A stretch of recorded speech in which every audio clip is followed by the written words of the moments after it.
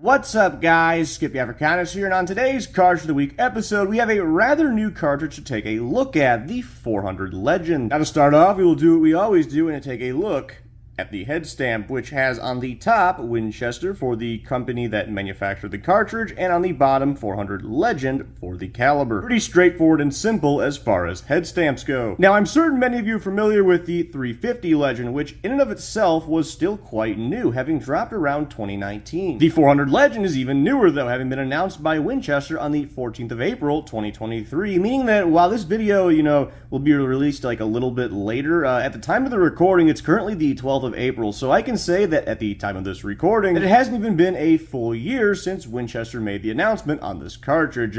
However, the cartridge has been around for a little longer than a year when you consider the development time and the time it took to get it SAMI approved, which was done well before Winchester made the announcement, specifically on January 15th of 2023. Now, comparing the 400 Legend with the older 350 Legend, one notices that, of course, the 400 Legend is slightly fatter. That gives you an idea of the general purpose of the cartridge, to have a heavier, faster moving projectile. Currently, at the time of this video's recording, there exists only one loading of the 400 Legend, which is made by Winchester, to no one's surprise. That loading features a 215 grain .4005 diameter projectile with an average velocity of 2250 feet per second, putting it actually pretty close in performance with the 450 Bushmaster, though as claimed by Winchester with 20% less recoil. Now, looking again at the cartridge, specifically the base, one notices that much like the 350 Legend, it uses a rebated rim. Unlike the 350 Legend, however, where the base was the same diameter as a 5.56 casing, the 400 Legend copies the base of the 6.8 SPC casing, meaning that in an AR platform, it uses the 6.8 SPC bolt, which,